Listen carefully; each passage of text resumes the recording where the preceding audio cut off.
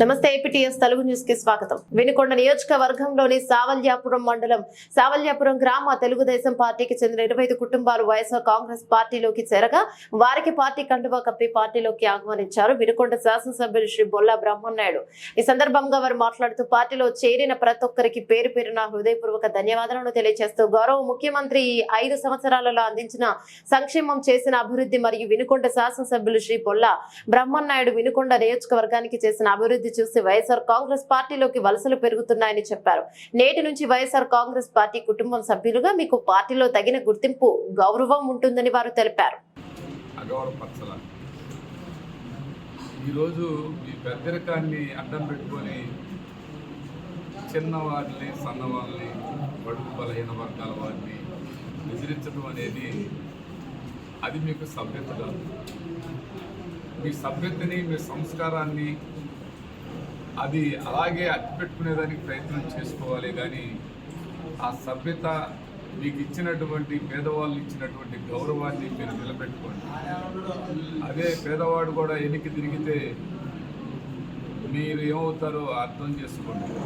మీరు పదే పదే మీ తాట తీస్తాం, తోలు తీస్తాం అనే మాటలు మాట్లాడితే అది మీకు జరగకుండా చూసుకోండి.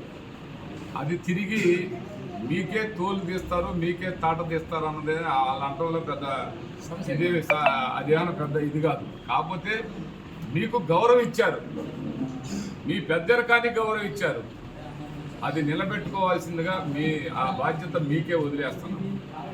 ఎక్కడ కూడా ఎవడు మోసేతి కింద నీళ్లు ఎవరు తాగట్లా, మీరేమన్నా పెంచి పోషించట్లా. మీకెందుకు భయపడాలి? ఇవాళ ప్రభుత్వం మాదైనా మీరు భయపెడుతున్నారు.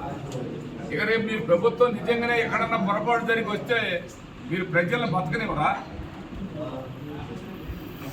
మీరు మీ మాటలు చూస్తుంటే మీరు ఏదో అసలు ఓట్లు లేకుండా గెలిచేటట్టుగా కనపడుతున్నారు.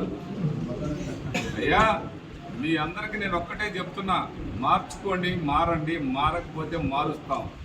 ఎక్కడ కూడా మీకు ఏ విధంగా మీకు అన్ని విధాల మీ అహంకారానికి, మీ ఆలోచనకి పూర్తి స్థాయిలో బ్రేక్ వేసే రోజు 13వ తారీఖు. ప్రజలందరూ కూడా, పేదవాళ్ళందరూ కూడా, ఎస్సీ, ఎస్టీ, బీసీ, మైనార్టీ, చిన్న చన్న బడుగు బలహీన వర్గాల వారందరూ కూడా ఏకమై అలఫ్ అంటే మీరు ఏడబోయపడతారు. అది మీరు గుర్తు చేసుకోండి. గుర్తు చేసుకోకుండా బెదిరించాలని చూస్తే నష్టపోతారు. అది గుర్తు చేసుకోండి. చాలా గౌరవంగా చెప్తున్నాను. మాటని వినండి. వినకపోతే గీత దాటితే ఎలక్షన్ నియమావళి ప్రకారం గీత దాటితే అండమాన్ జైలుకు పోవాల్సిందే. ఎక్కడ కూడా సందేహం లేదు. ఎందుకంటే చట్టం, ఎలక్షన్ కమిషను అన్ని విధాల పూర్తి స్థాయిలో పకడ్బందీగా ఉంది. మీరేదో రుబాబు చేయాలనుకుంటే, మీ నాయకుడు ఏదో రెచ్చగొడితే, మీరు రెచ్చిపోతే మీ భార్య బిడ్డలు రేపొద్దున బాధపడాల్సి వస్తుంది. చట్టపరంగా మీరు ఇక్కడ ఈ మధ్యలో కూడా ఉండరు. ఈ ఎలక్షన్ చట్టాలు అలా ఉన్నాయి. అండమాన్ జైలుకే పోయేది. ఇది గుర్తు చేసుకుంటా మీరు మంచిదని ఈ సందర్భంగా తెలియపరుస్తున్నారు. కొంతమంది చెప్తున్నారు. నేను చెప్పాను, ఎవరికైతే ప్లాట్లు రాలేదో వాళ్ళందరికీ గవర్నమెంట్ రాగానే దాన్ని అవసరమైతే చాలా మీకు సహకరిస్తానని, సహాయపడతానని మరొకసారి అందరికీ తెలియపరుస్తున్నాను.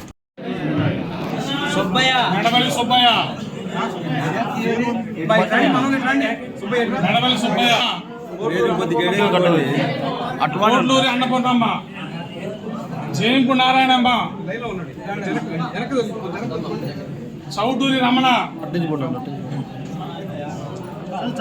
తెనాలి శ్రీను, అస్ఫులేటి శివయ్య, కోట్లూరి సుబ్బులు, నాగశ్రీ బాబు, కోట్లూరి సిద్ధయ్య, చౌటూరి ఆదినారాయణ,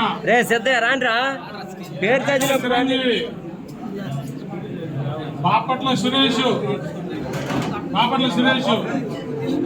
చౌటూరి సురేష్, శకారపు బాలకృష్ణ, ఏకశ్రీ బాబు,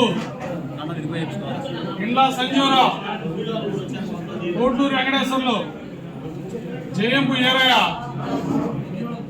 పులిగోర్ల శివయ్య, ఏకసిరి శ్రీను, ఇండ్ల ఈరయ్య, కోటూరు మహేష్, సంజీరావు, సంజీరావు,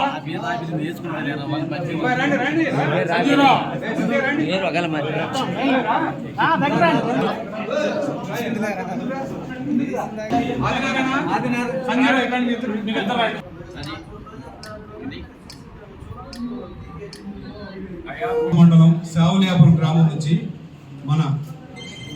మొన్న టీడీపీ వాళ్ళు కండవలు వేసిన వాళ్ళు భయం ప్రాంతం చేసి తీసుకెళ్లి మనల్ని కొంతమందిని టీడీపీ కండవలు వేశారు.